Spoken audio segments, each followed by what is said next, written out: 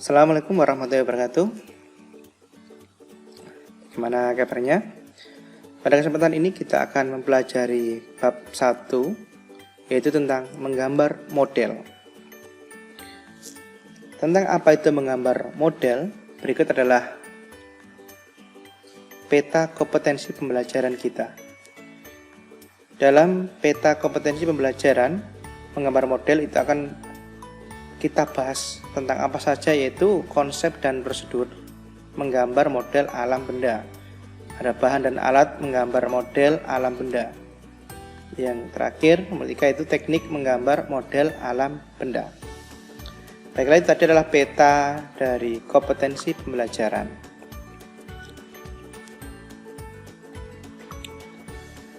Menggambar model merupakan salah satu teknik yang sering dilakukan oleh seorang perupa atau seorang seniman rupa.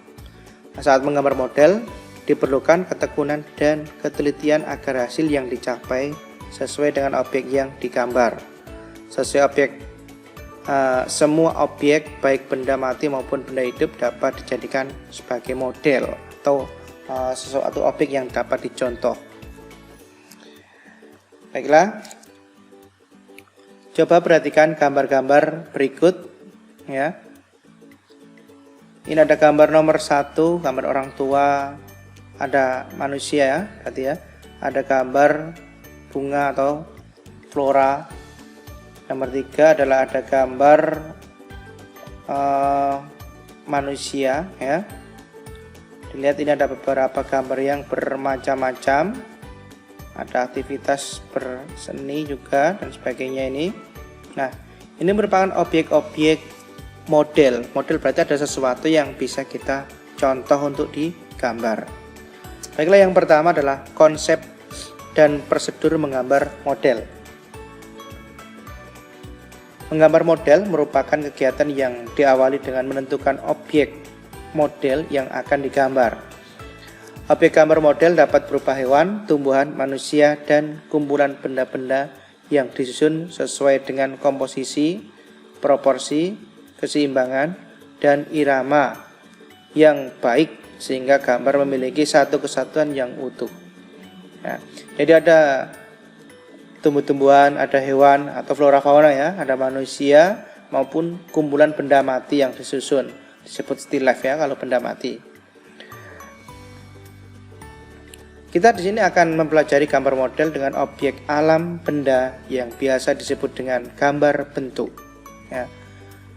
Gambar model dengan objek alam benda dilakukan dengan cara mengamati langsung objek gambar sehingga dapat diketahui struktur, bentuk, dan bidang gambarnya.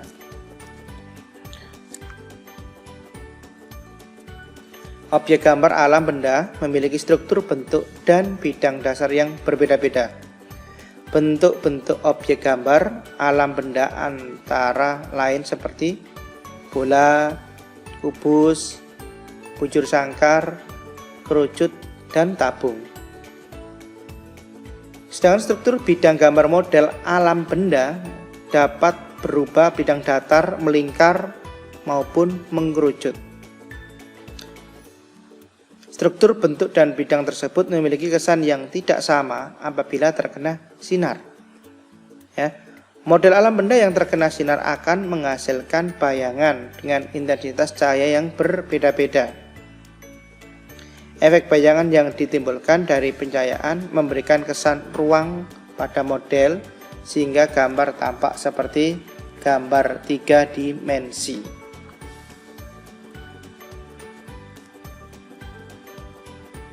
Ya, bisa dilihat di sini ada gambar 1, pencahayaan pada objek gambar.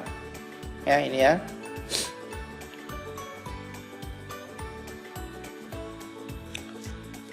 Lalu adalah menggambar model alam benda. Menentukan ketepatan bentuk dan karakter objek yang akan digambar. Model gambar sebaiknya diletakkan sesuai dengan cara pengamatan mata kita. Ya. Model diletakkan tidak terlalu jauh dan tidak terlalu dekat, sehingga bisa menghasilkan kedetailan objek. Dalam menggambar dapat menggunakan bidang gambar berupa kertas atau kanvas. Untuk alat dan bahan yang digunakan bisa pensil atau korkol atau arang ya, atau konte, pensil warna, krayon, cat air, cat akrilik, dan cat minyak ataupun yang lain sebagainya yang dapat kita gunakan untuk menggambar. Berikutnya adalah satu prinsip-prinsip menggambar model. Yang pertama di sini adalah ada komposisi. Nah, komposisi di sini merupakan cara menyusun dan mengatur objek yang digunakan sebagai model gambar sehingga hasilnya tampak menarik dan indah. Komposisi dapat juga dibuat melalui bentuk objek gambar, bisa warna objek gambar, jenis objek gambar, bahkan latar belakang gambar.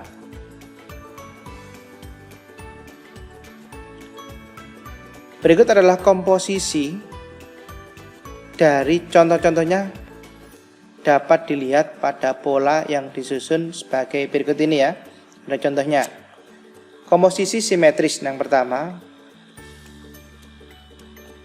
Jadi benda atau model yang menjadi objek gambar diletakkan pada posisi seimbang antara sebelah kiri dan kanan.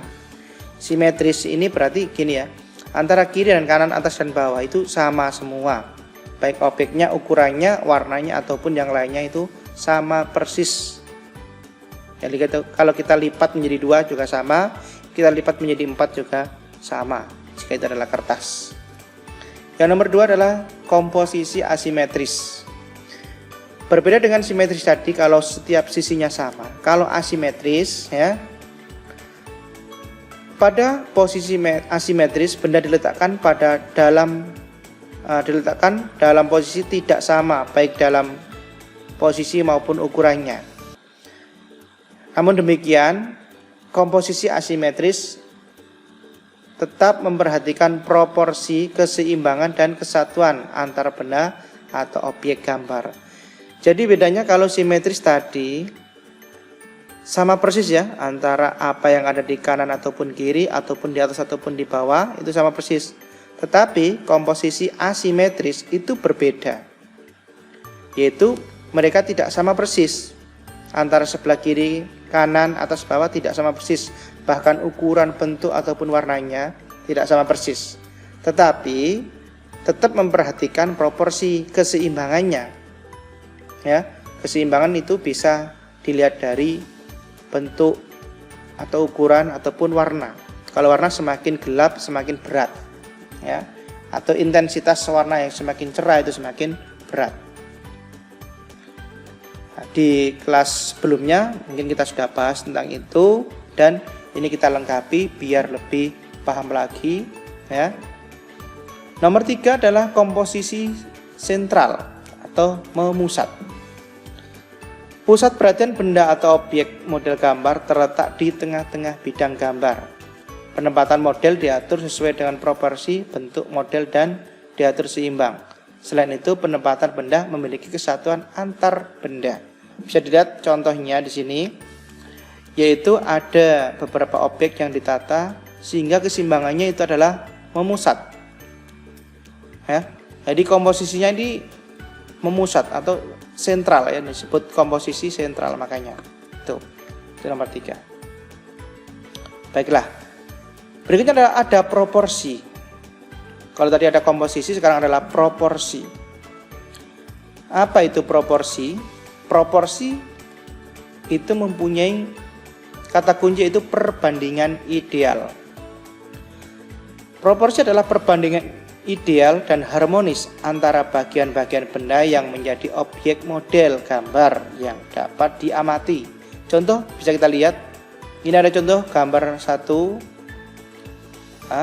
Ada gambar 1, 2, 3 di sini ya. Nomor 1 ini ada semacam wadah air dan gelasnya guci ya, dan ada buah. Nah ini sesuai ukurannya, buahnya segitu, sesuai ukuran aslinya. Perbandingan antara gelas dengan buah, perbandingan gelas antara dengan wadah airnya. Sama halnya dengan gambar yang kedua, gambar teko yang jenis teko seperti ini dengan teko yang seperti itu, dengan letak yang berbeda, yaitu satunya di depan, satunya di belakang. Tetapi mereka tetap menjadi satu kesatuan dalam gambar sehingga tampak nyata dan baik dan benar ketika dipraktekkan sebagai gambar. Yang berikutnya adalah C, keseimbangan. Apa itu keseimbangan? Keseimbangan adalah keselarasan antara bidang gambar, objek gambar, dan gambar yang dihasilkan. Keseimbangan hasil gambar model dapat diperoleh dengan cara membuat skala, memberi efek perspektif pada objek gambar dan sudut pandang penggambar. Bisa dilihat di gambar, ya, seimbang, ada simetris, ya, simetris yang ini, ya, dan ini mungkin asimetris karena di sini ada perbedaan, ada tambahan buah apel ya, sedangkan di sini ada buah anggur. Ini asimetris dengan ini simetris. Contohnya seperti itu saja. Yang dia adalah kesatuan. Kesatuan itu apa? Kesatuan adalah keserasian dalam pengaturan objek gambar benda-benda yang diatur memiliki kesan ruang, kedalaman, dan antar objek gambar saling mendukung sehingga akan menghasilkan gambar yang baik. Kesatuan ya. Jadi keserasian dalam pengaturan objek. Ya, yang objek ini taruh di pojok atau di samping atau di tengah dan sebagainya, yang lainnya di mana, dan itu adalah namanya kesatuan. Kalau menjadi sudah satu kesatuan, itu menjadi sebuah karya yang bisa kita nikmati. Nomor 2 adalah unsur-unsur dalam menggambar model.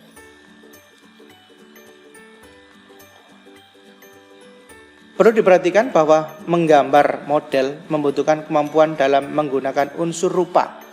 Unsur rupa ini mungkin tidak asing bagi kita, di kelas-kelas sebelumnya sudah pernah dibahas. Unsur seni rupa yang meliputi titik, garis, bentuk, bidang, tekstur, warna, dan sebagainya itu sudah ada ya. Kalau di sini mungkin tertulis yaitu unsur garis, bentuk, bidang, tekstur, gelap terang atau pencahayaan. Coba perhatikan gambar berikut. Dalam gambar di sini terdapat gambar buah di atas atau alasnya adalah berupa kain. Coba perhatikan, pasti ada yang namanya garis. Ya, ini ada garisnya. Berikutnya adalah gelap terang, ada yang gelap, ada yang terang pastinya. Karena setiap benda mempunyai bentuk yang berbeda-beda, sehingga cahaya yang tertangkap juga akan berbeda. Ada yang lebih gelap, ada yang lebih terang, tergantung bentuk dari benda tersebut. Yang berikutnya adalah bentuk. Pasti ada bentuk ya, ada seperti melingkar, buah kan ada yang seperti melingkar, contoh buah apel ya. Nanti kalau buah pisang beda lagi ya, tidak lingkaran lagi, mungkin apa ya. Itu ada bentuk pastinya. Berikutnya adalah bidang. Bidang sama bentuk hampir sama, cuman perbedaannya kalau bentuk ini lebih dominan yaitu 3 dimensi, kalau bidang adalah lebih dominan 2 dimensi. Contoh bidang lingkaran kalau dibentukkan akan menjadi bentuk bola atau buah seperti ini adalah bentuk ya. Nah, kalau semacam pola atau lingkaran itu masih berupa bidang. Berikutnya adalah tekstur. Tekstur di sini akan apa tekstur itu? Yaitu nilai raba suatu permukaan ya. Jadi tekstur kain di sini dengan tekstur buah mempunyai perbedaan ya. Mungkin yang buah ini lebih halus, sedang tekstur kainnya lebih kasar. Contohnya seperti itu. Jadi dari kelihatan atau visualnya juga berbeda.